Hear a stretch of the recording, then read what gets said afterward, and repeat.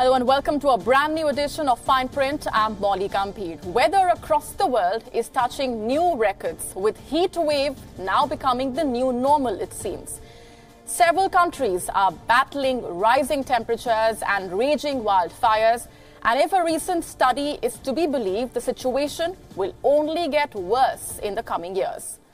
Let's begin with taking a look at Asia. An intense heat wave continued to blanket Japan, with mercury going up as high as 40.2 degrees Celsius in some areas. An unprecedented heat wave has also affected daily lives of the people of South Korea, with Seoul touching 39.6 degrees Celsius, which is the highest ever since the year 1907. Moving on to Spain, which is currently battling a raging wildfire in the forest of Nerva. And the tourists visiting Italy, too, have been held off guard, with thermometers hitting 38 degrees Celsius in many parts of the country. Authorities have issued red alarm for as many as 18 cities, including Florence, Rome, Venice and Verona. Meanwhile, Christmas has arrived early, it seems, for London. Amidst the rising mercury, a departmental store has opened its Christmas store for the early birds. In Berlin, it is a newly opened ice bar that has come to the rescue of several Berliners as they battle temperatures touching 30 degrees Celsius, which is high as compared to the average around this time of the year. Meanwhile, around 55 lives were lost in Canada due to the intense heat wave-related incidents this year. Heat wave simmered across the United States as well for nearly 2 weeks, with 37 U.S. states recording an all-time high temperature. And in a first of its kind, a study published in a journal called the PLOS Medicine has estimated that the number of heat wave-related deaths in 412 communities across 20 countries by 2080. And the figures will alarm you. The study was headed by Professor Yoming Go of the Monash University. It found that as compared to the period between 1971 and 2020, and under extreme scenario, the Australian cities of Brisbane, Sydney and Melbourne would witness a 471% increase in heat wave deaths. The study's result suggests that stricter mitigation policies should be applied to reduce greenhouse gas emissions. It also suggests that lower greenhouse gas emissions are linked with fewer deaths due to heat waves.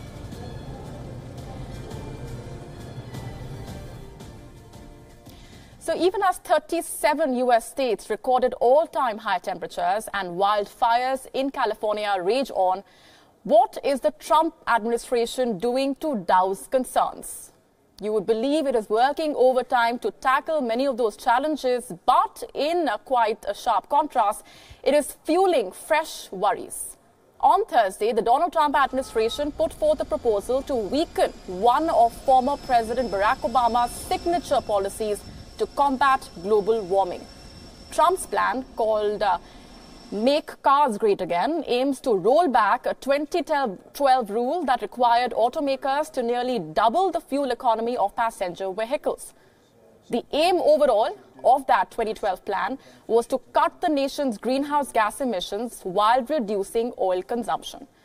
The withdrawal of the rule would mean doing away with requirements that automakers build cleaner and more fuel-efficient vehicles. The plan was made public through a statement that was titled Make Cars Great Again. It's not just environmentalists and consumer groups now that are up in arms against the Trump administration. Commuters and locals on the ground too have voiced their concerns.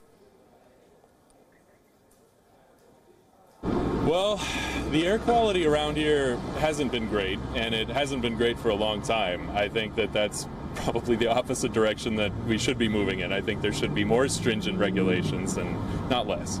I think it's really horrible, because I feel like it doesn't not only affects, I feel like it affects everyone, I guess, in a way, because just by doing that, it's just going to make everything worse. And as we know, he doesn't believe in global warming or like that.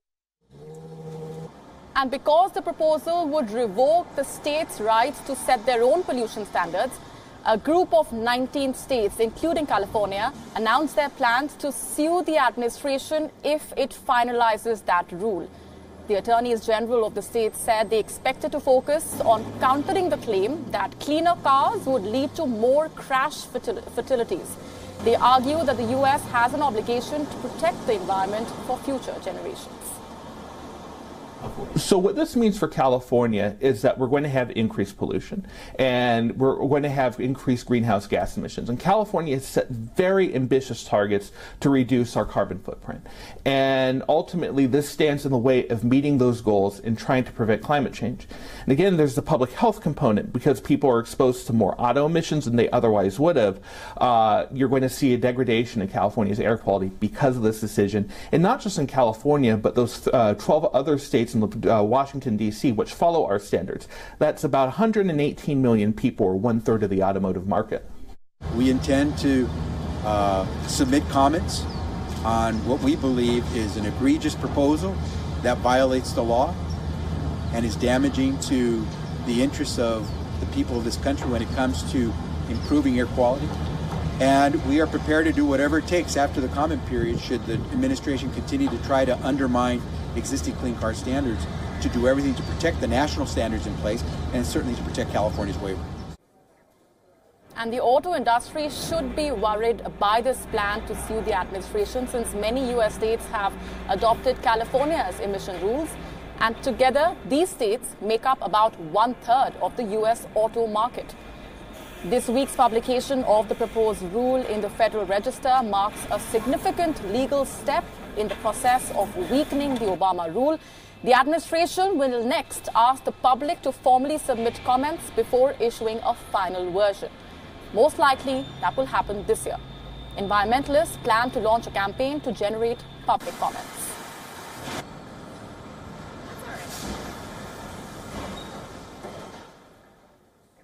And speaking of environmental concerns over the use of energy as well, Karnataka has become the leader in renewable energy production in India. But while it is a proud moment for the southern Indian state, the road ahead when it comes to renewable energy dependency is certainly long and full of challenges. WION's Nishchita Virendra telling you more in this detailed report.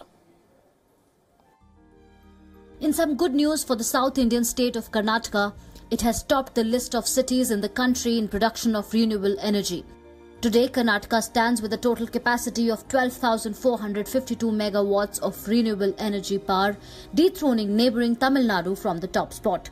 Added to that, the state has also overtaken global leaders like Denmark and Netherlands in the process. 41% of Karnataka's renewable energy comes from solar energy, 38% comes from wind, 13% from cogeneration, 7% from small hydro and 1% from biomass. Though experts peg that nearly 27% of Karnataka's energy requirements is being met through renewable sources, the Renewable Energy Department says that during cooler months, the figure is close to 40%. While wind energy capacity was slowly developed over the last decade, close to 5 gigawatts was added through solar energy in the last 1 year alone. Karnataka has one of the largest solar parks in the world with a planned capacity of 2,000 megawatts. The administration has so far managed to successfully complete 600 megawatts at Pavagada in the state's Tumkur district. But there's more to it than just power generation. Environmentalists have been critical of the government for cheaply leasing out fertile agricultural land instead of acquiring waste, dry lands for the park. The park, while providing green energy, has destroyed the land and biodiversity of the region, say renowned environmentalists. Also, while Karnataka can pride itself for beating countries like Denmark and Netherlands, experts feel that it's time to aim higher as India is one of the top 3 investors in renewable energy production. Well, if everything goes as per plan, then in the next 10 years, close to 60% of Karnataka's energy requirement will be met through renewable energy.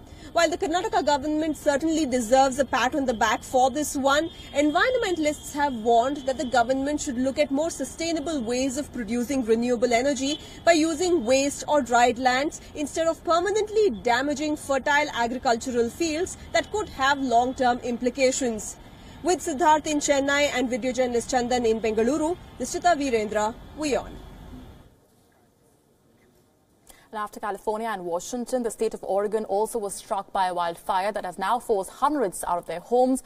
Firefighters battled the rising blaze in the rural areas of the northwestern state. Over 80 structures are threatened by the fire. The wildfire has been fueled by several years of drought and stoked by frequent and persistent bouts of erratic winds and triple-digit temperatures. The officials said that around 150 firefighters are currently battling the blaze.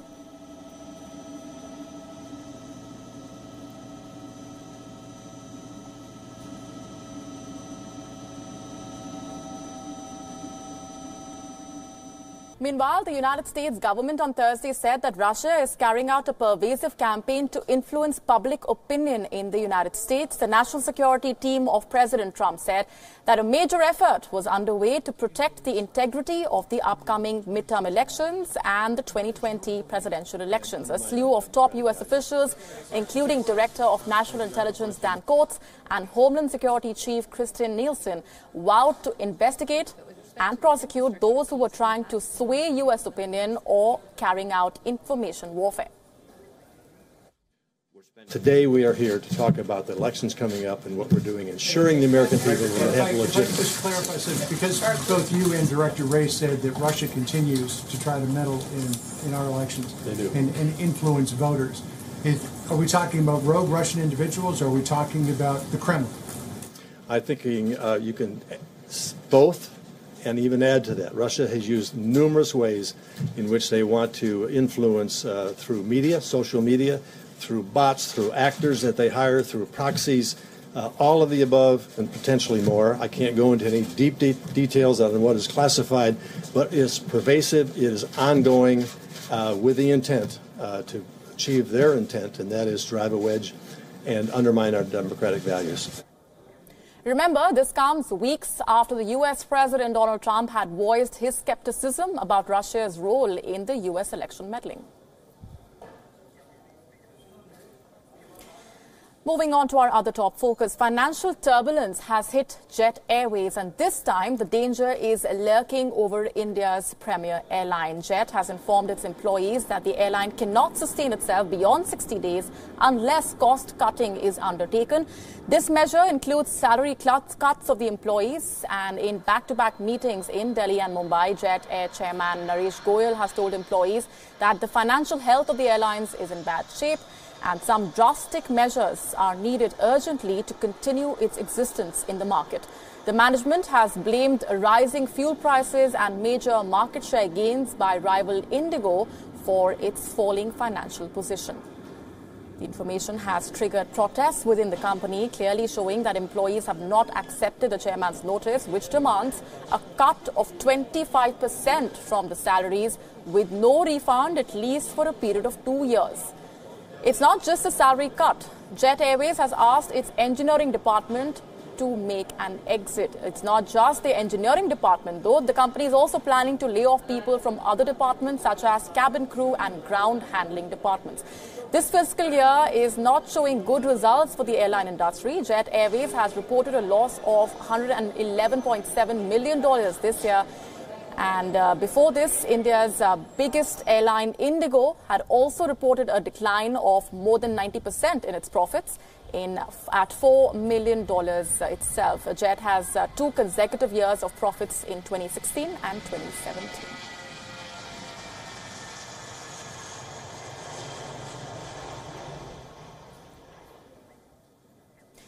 A few years ago, India's airline industry was flying high. A booming economy made India one of the fastest growing and most competitive aviation markets in the world. A new airline, Vistara, started flying in India's skies, but now the situation is completely different. Vistara has adopted business models of low-cost carriers like Indigo and SpiceJet, cutting down fares and selling food and beverage items separately. The biggest culprit for the airline's increasing costs is rising crude prices, which is hovering above $70 a barrel and had touched even $80 of late. Aviation turbine fuel costs have soared this year, and on average, fuel costs are around 40 to 50% higher in India as compared to other countries. This is because of aviation turbine fuel, which is taxed high and is also taxed by states individually. It has been kept out of the goods and services tax so far. Taxes on aviation turbine fuel are as high as 35%, making India one of the costliest places in the world to run a fleet of planes. Airlines are also weighed down by overcapacity. Indigo alone has an order book of 400 planes. This forces it to go for frequent low-fare deals. The airlines have now started rationalizing routes and trimming staff to stave off financial collapse.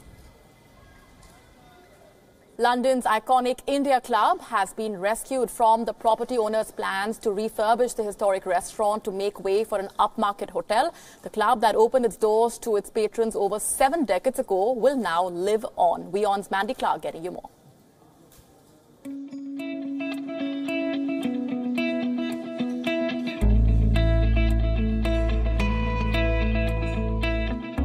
This is an iconic bar and restaurant in the heart of London, and its owners are celebrating a resounding win.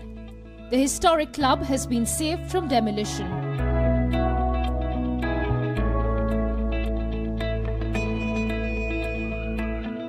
The property owners wanted to upgrade the building and make it a boutique hotel.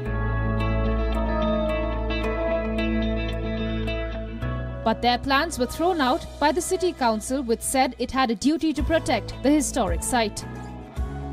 The club hasn't had a refurbishment since it opened its doors in 1946, and this is part of its charm. Even its menu has stayed the same.